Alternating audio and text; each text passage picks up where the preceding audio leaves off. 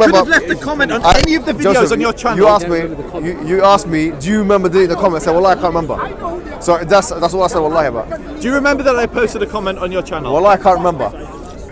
I'm not the only person who's in charge of my YouTube channel. There's a few other people, and I can't remember.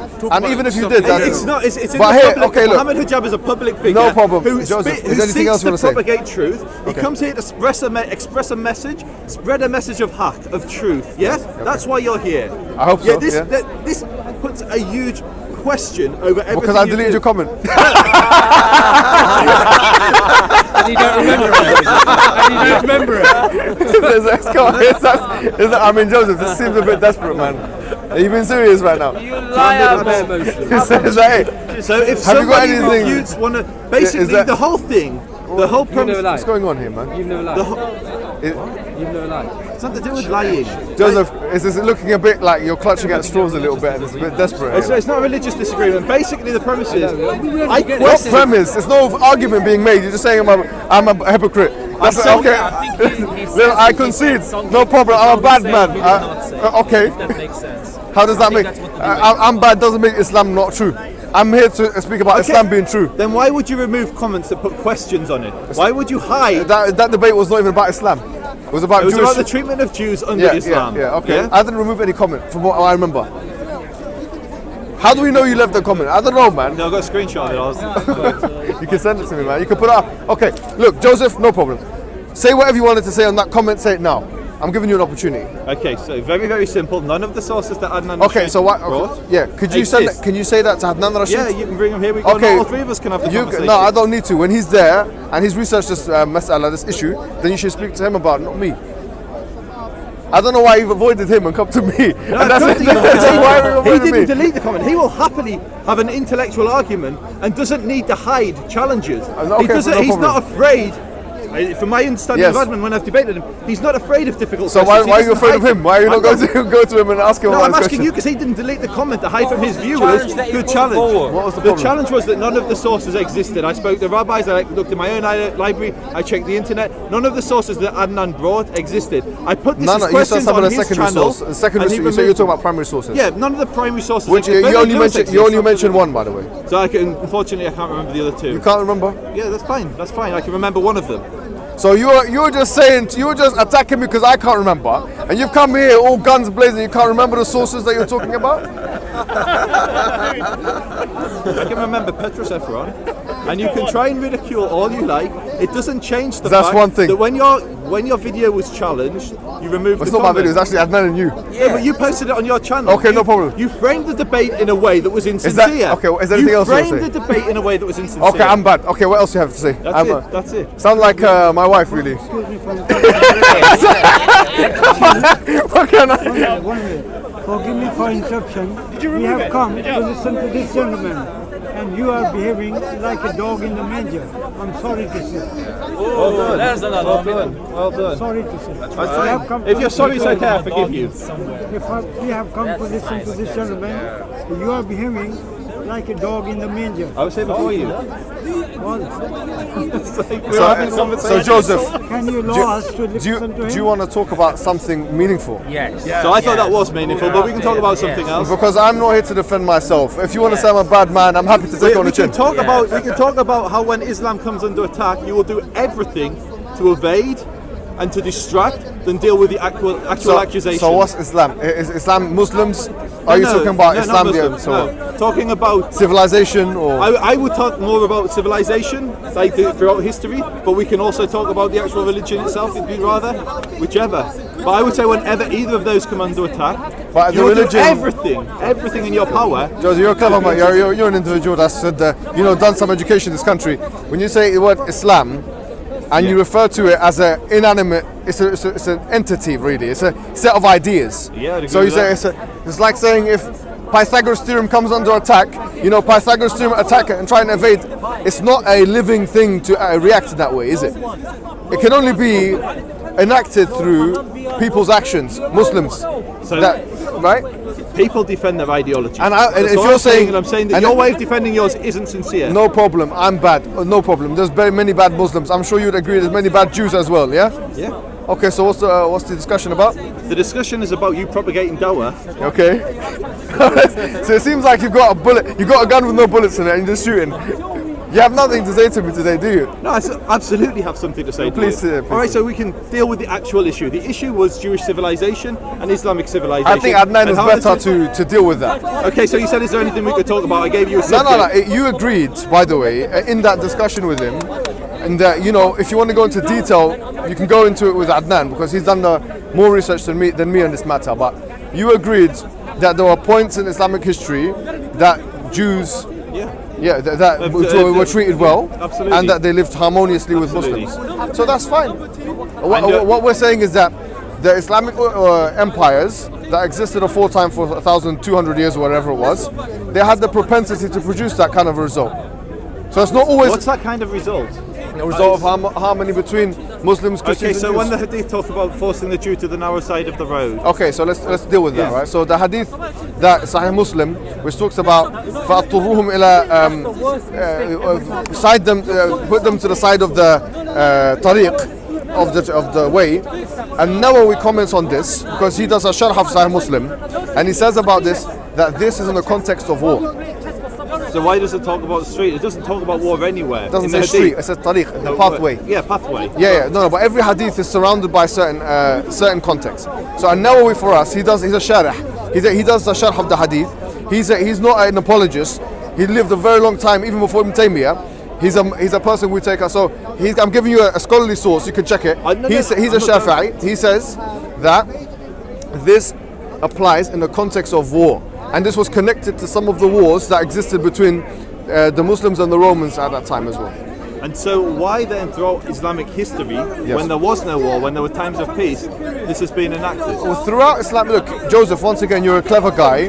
When you say throughout Islamic history, I mean, there's so much history there to talk about in one breath. Why should a religion that's perfect be subject to such gross interpretation or misinterpretation? Well, I'm not conceding you the point that all of Islamic empires, from Spain to the Abbasids to the Umayyads to all of those empires, every single one of them had that kind of a relationship with Jewish people. I'm not conceding that to you, and I don't think you could prove that easily. I don't think I could, So we've got lots of Jewish writings from Jews who lived under different caliphs. Some caliphs might have done bad things, like the Muwahhidun and Murabitun, and I agree, I accept. They were very harsh with Muslims, and they were very harsh with Jews. Yeah. So I agree with that. But what I'm saying is, I'm not here to defend those people. I'm here to I'm not. I'm here to defend the Quran and the Sunnah. But that's what I'm saying. If the So Quran I'm telling and you, the my Sunnah interpretation can be perverted so easily. No, anyone can have a bad interpretation of things. But so only you have the. No, I quoted you a scholarly source. But this is the difficulty with this argument. If something is divine and from God, all right, and the perfect instruction for humanity, all right, yet it talks about things which, on the surface, seem pretty bad. So slavery, forcing people. So you talk about the Old Testament? No, we can go there. Absolutely, we can go there. No, hold on, because these things apply to the Old Testament. So I agree. And I can give you a Jewish explanation. So this argument applies to yourself. That's it. So, yeah, we can definitely go good. there. Right. But you're saying this is a religion from God that's perfect and unchanging. Yep. Yet Muslims throughout history have based, I would say, quite. You seem quite. What are you talking? Can you get to the point? I mean, we just gave an example of. Right. And I've explained it. I say that I don't accept that interpretation. That's talking about war. It's talking about combat. And I've given you some scholarly sources. But there are many scholars who are more authoritative like than who? you. So Ibn Kathir is an example. What does he say? He doesn't do a sharh of the hadith. He does a tafsir of the Quran. And Nawawi does a sharh of Sahih Muslim, so it's more applicable here. And by the way, Nawawi is more authoritative than Ibn Kathir when it comes to hadith because he was a muhaddith, whereas Ibn Kathir was a mufassir. Okay, and he came after him, by the way. And that's fine, but is he obviously not more authoritative than you, Ibn Kathir? Yeah, but I know he's more authoritative than Ibn Kathir in this. What I'm trying to say to you is, I'm not denying the. Look, before you do this, let me agree with you, right? Okay. There's verses of the Quran and ahadith that the Prophet narrated, which can be conceivably used, by jurists and lay people in order to create some kind of to create problems for communities. Okay, and I think the same thing can be applied to every religion. I agree. And more specifically the Abrahamic ones, right? So I would agree, and I think here's the distinction. And I'm just telling you, me personally, my personal opinion on that hadith is as follows: that it does not apply in a generic sense, even if Jews and Christians lived with underneath Islamic law. We could go through every single. And one. I've given you my source. It's not from me. Jews being able to live in Mecca and Medina. We go to Muslims being able to capture slaves at time of war. Well, we could do with legalized rape. There's so many different areas which could be perceived by someone like you and myself as slightly problematic. So you said the third thing. Let's just deal with the most egregious of those contentions, which is the third one you've mentioned, which can I think easily be repudiated. Which one's that? Rape. Yeah. So you said legalized rape. Yeah. So can you give me your source for this? So an example would be when you take a slave. A Muslim is allowed to have relations with his slave. Okay. And then there's a question on the status of the children. There's a question on. What is the question on the status of the children? So no, you don't need your phone. Just I do need my phone because I don't want to say something incorrect.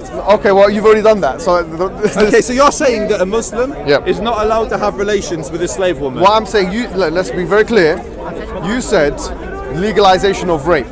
Yes. But that's what that is by No, British I law. said that By that British can- law, that's law. You can't. Can a Muslim, can a wife refuse her husband? Yes. That's not what the Quran says. No, hold on. If she refuses her husband, the man can't force her. And the same thing. What does Well, hold on. Let me explain. Can I explain? The Quran doesn't mention this. The word ikhtisab is not in the Quran. It talks about you go and plough a field or something from memory. Yeah, نساءكم حرث لكم فأتوا حرثكم أن شئتم. Your women are a tilth for you, so plough your tilth whenever you want. Yeah. But it doesn't mean that you can force them. So does a woman need a consent? Yes. Can I give you? Can you show me? Yes. Yes. So you said, and by the way, not only just at the time where there was indentured servants, they need to consent as well. Based on what hadith? Indentured servants or slaves? You can call them slaves if you want. I don't mind. I mean, no. What's the just for the But camera by the way, myself? Can you make a distinction? actually, an indentured servant, from an academic perspective, is a type of slave. But it's a type of slave which is not, child slavery or something like that. But going back, No. Yeah.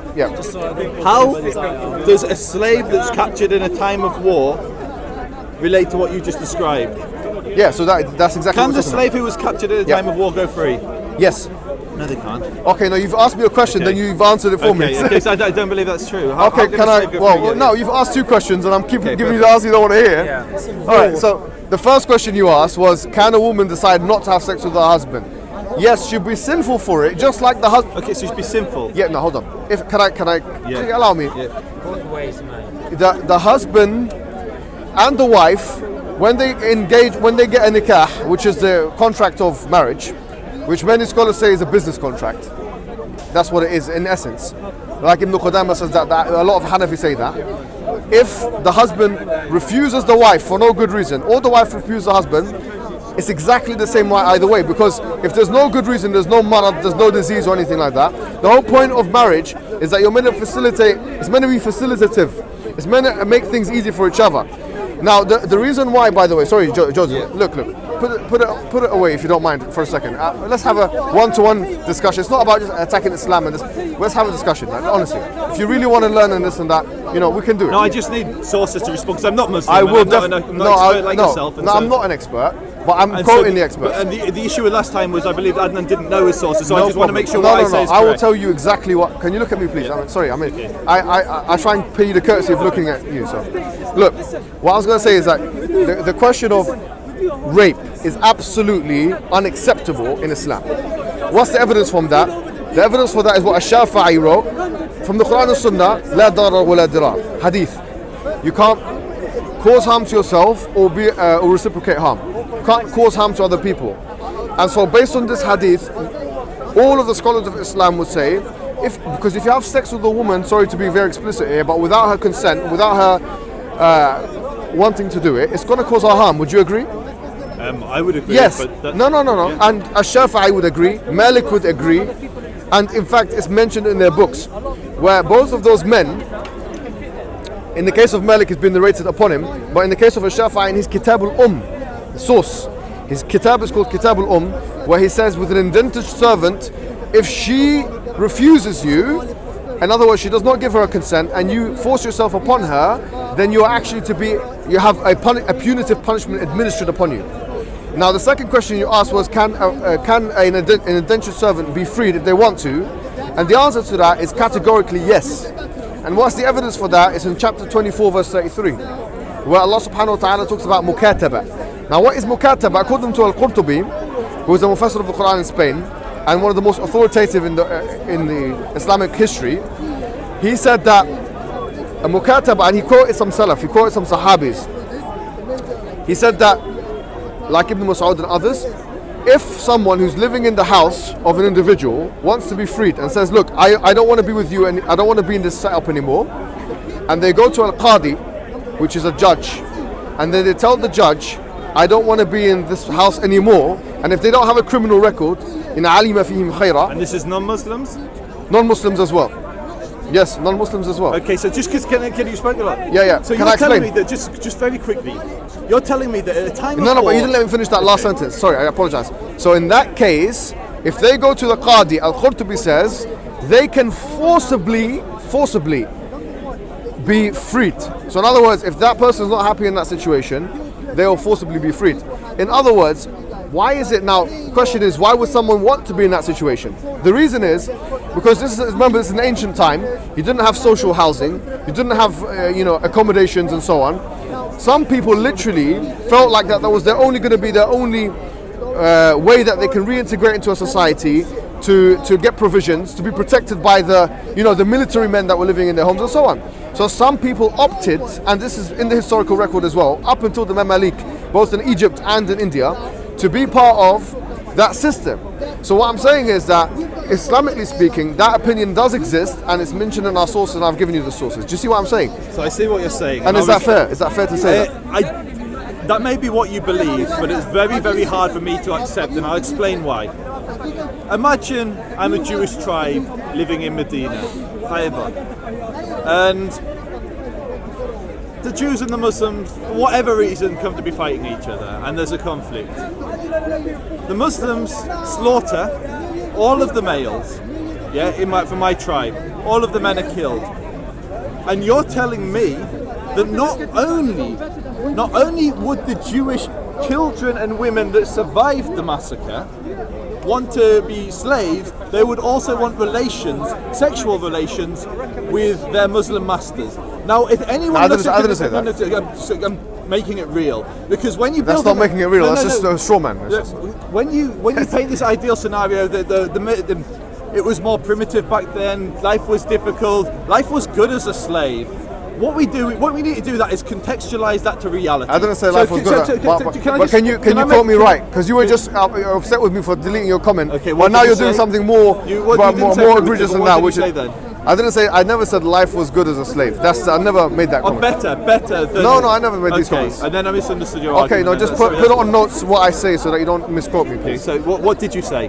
What I said was, my main argument was that in the Islamic tradition, there is this opinion which is attributed not only to a Qurtubi, but it goes back to the Sahaba. Why would a slave want to remain a slave? That's the question. What I'm saying is, in that time, where there was a... Oh, assalamu alaikum. How are you, brother? You okay? Very good. See you. Sorry. So, one sentence at a time. That it's in the records. They can free themselves forcibly. Number one. Number two, what I said was that some did not opt to do that directly because they feared the military. Like, for example, now you have to remember that there were wars going on. They free themselves. They have to get their own accommodation. They have to get their own housing. They have to pay their own bills, and they're going to be in their own danger.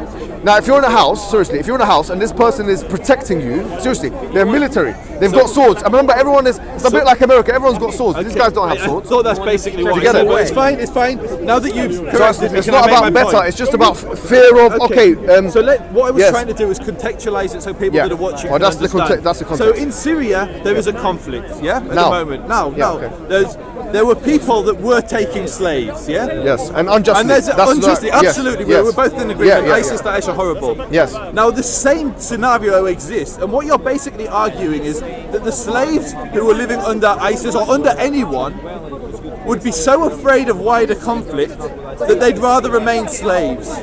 It could be like that. And even if that were the case, it doesn't make it morally right.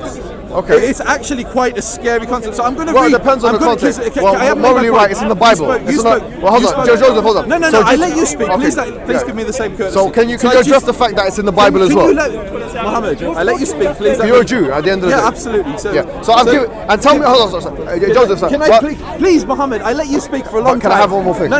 I let you speak. Let me respond. I listened to what you said. So I'm going to read from the Hadith. Yes, okay. Narrated Abdullah bin Zama. What book is it? Sahih Bukhari. Okay.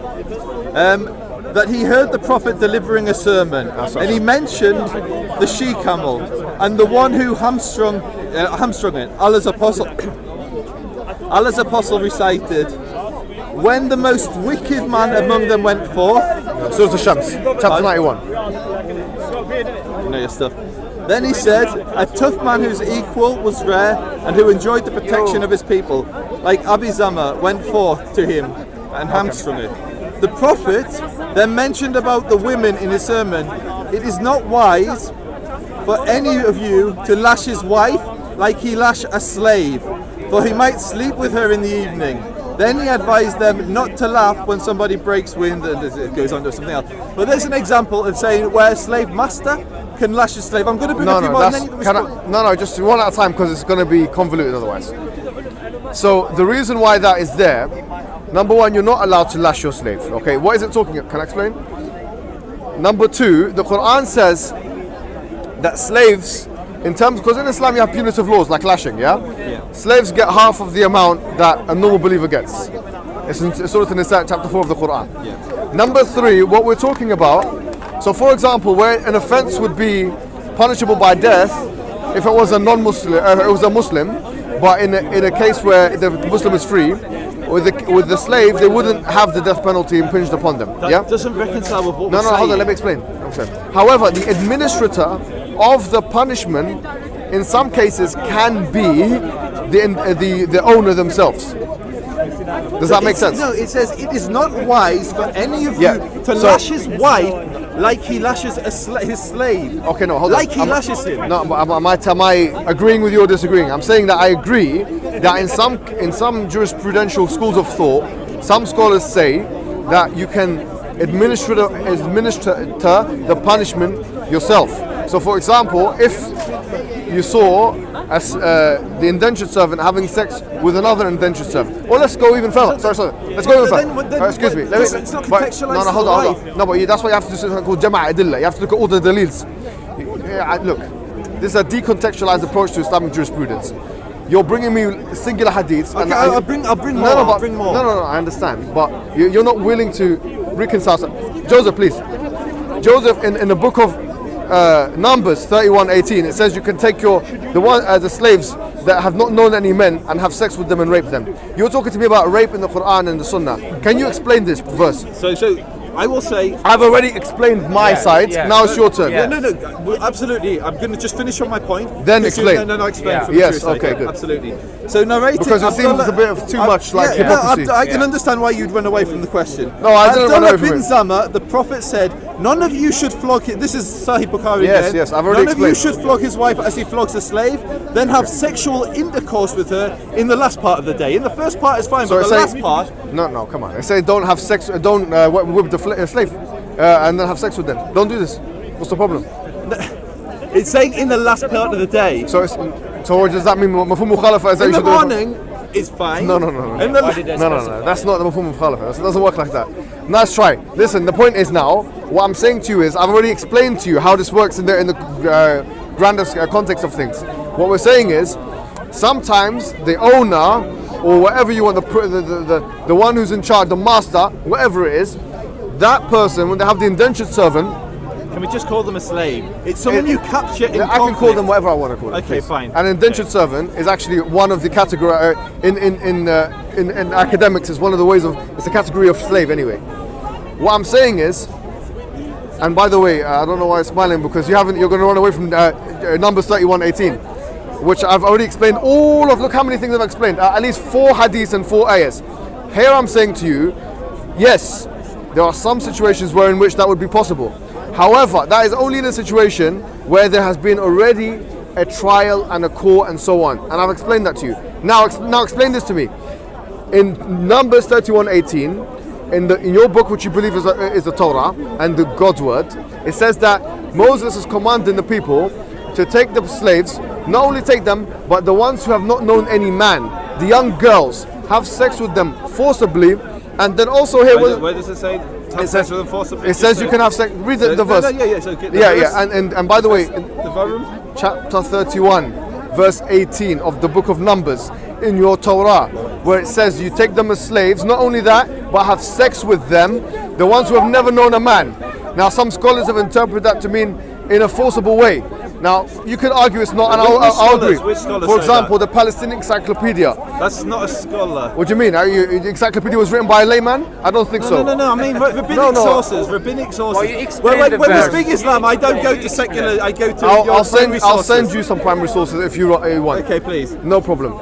But what I'm saying here is, the point is, you're shooting yourself in the foot by asking me about things that not only are present in your book, but are present to an extent whereby there's no restriction. Islam came to restrict this kind of thing that was there in the Jewish tradition, where you can go in the Malachites and take the woman and destroy everyone in the village. There's no such. And I want you to explain 31:18, and I want you to tell and look at also Deuteronomy chapter 21 verse 10 onwards, and I want you to also explain to me and the Malachites and First Samuel's how all the village can be annihilated, villages can be annihilated, killed, everyone, and apostasy in the by the way, in the Torah, in the book of Deuteronomy, in chapter 17 of Deuteronomy. Hold on. Let's just stick on slaves and then we can come okay, on to apostasy. Fine. Now apostasy, you kill the person yourself in the home.